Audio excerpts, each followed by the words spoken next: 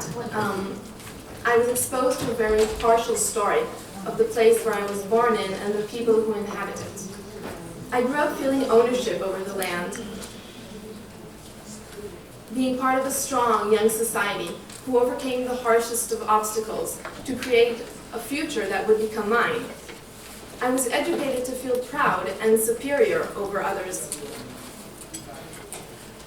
Part of the chosen people, living in the promised land.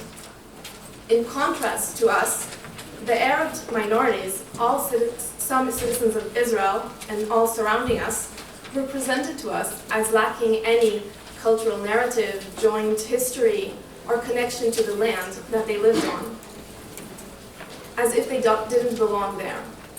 I literally believed that the Arabs living around me just fell from the sky one day. Their collective and personal history was of no importance to our education or to us. Luckily for me, my family knew otherwise and contradicted the social norms with a just understanding of human rights and equality for all. As I started to develop a feminist understanding of the society I live in and the way gender dynamics affect my life, I started thinking about my role and responsibility in changing the reality. From a place of understanding a system of oppression that I personally suffered from as a woman, I also started to question where my responsibility lies in power dynamics that, due to the nationality and ethnicity that I was born to, was part of the oppressing side of these systems. I became politically active during my college years when I lived in the far north of Israel. Later I moved back to Jerusalem, where it was then when I first got acquainted with the Coalition of Women for Peace and its members.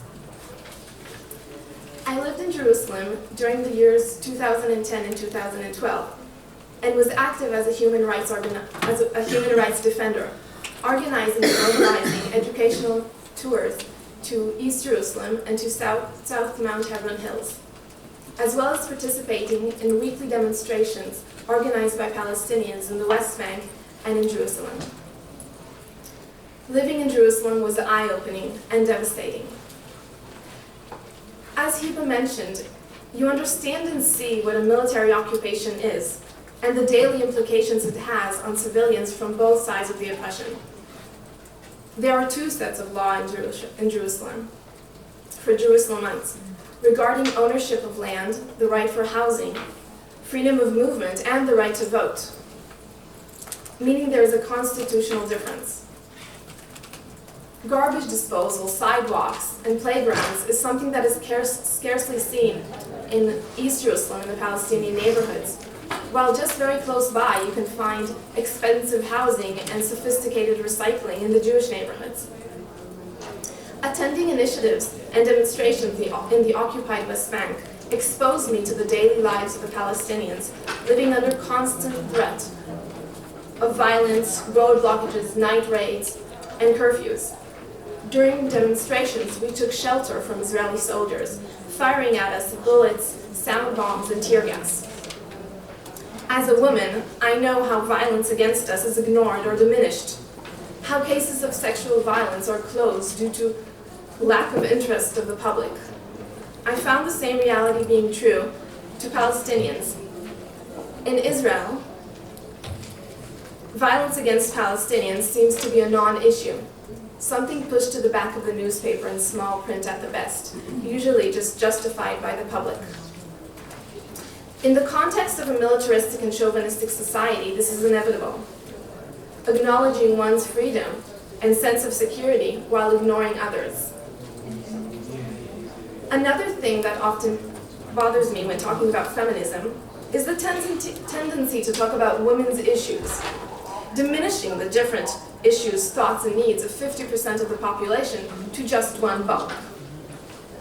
And this is often true with different minorities.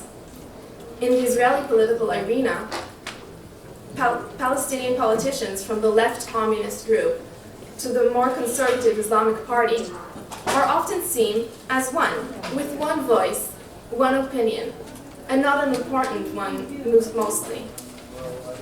Doing wrong to them and attending neither to the diversity of the opinions nor to the content of the argument. There is something fundamentally chauvinistic and racist in committing such discriminations between the hegemonic group and minorities.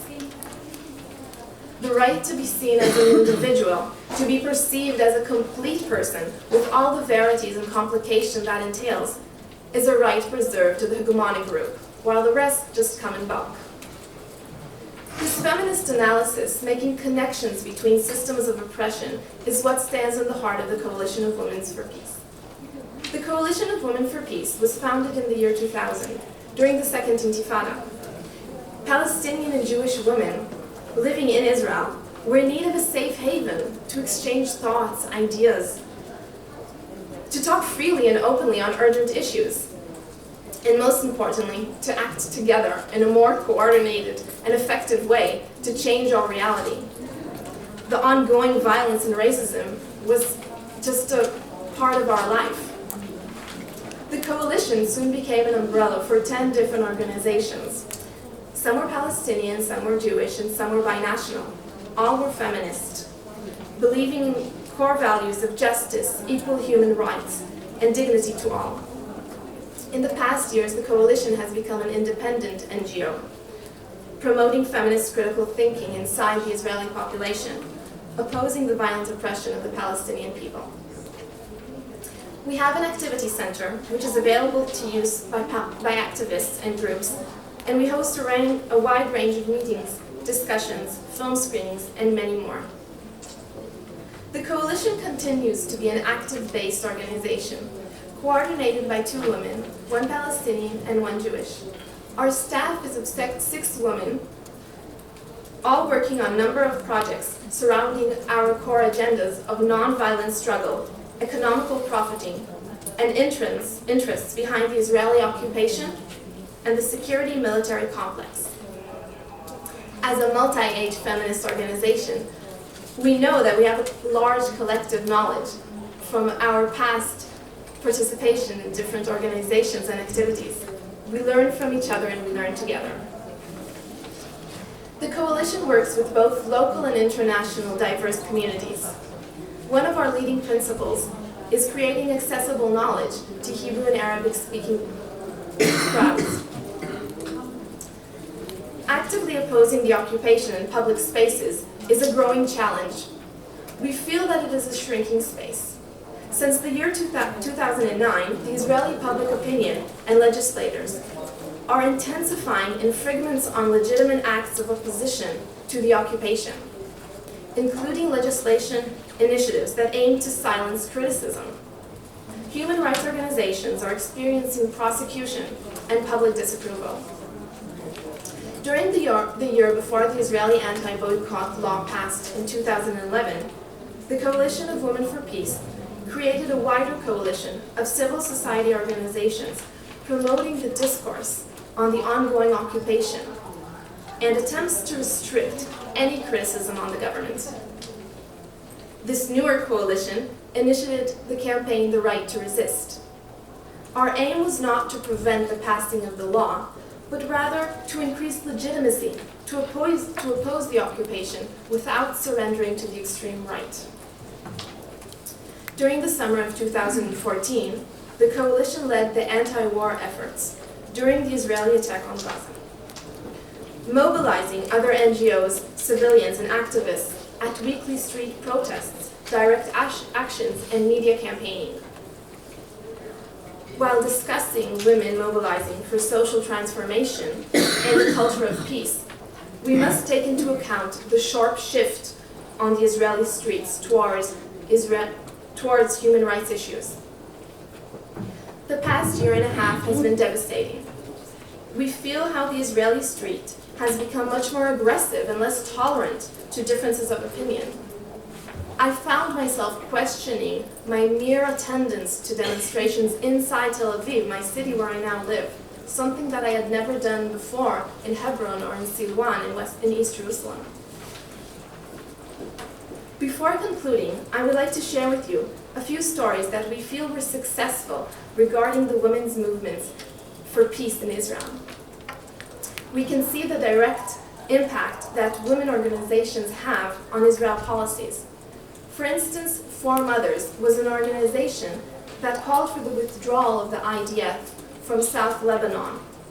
3 years after its creation, they created enough public pressure that the IDF actually did withdraw from South Lebanon. Another more radical women organization is called Mahsam Watch. Many of its members were also co-founders of the Coalition of Women for Peace. Their main activity is arriving to checkpoints and monitoring them. Their mere presence often has a de-escalating effect, while the documentation itself has great importance on the public opinion. It is of immense importance to be able to create and preserve a safe place for women to act publicly. Being active in a militaristic, chauvinistic society means that you are constantly harassed and your loyalty is questioned. Out of fear of violence and social exclusion, I found myself often censoring myself from speaking openly about my views and opinions, not wanting to jeopardize new friendships or job opportunities.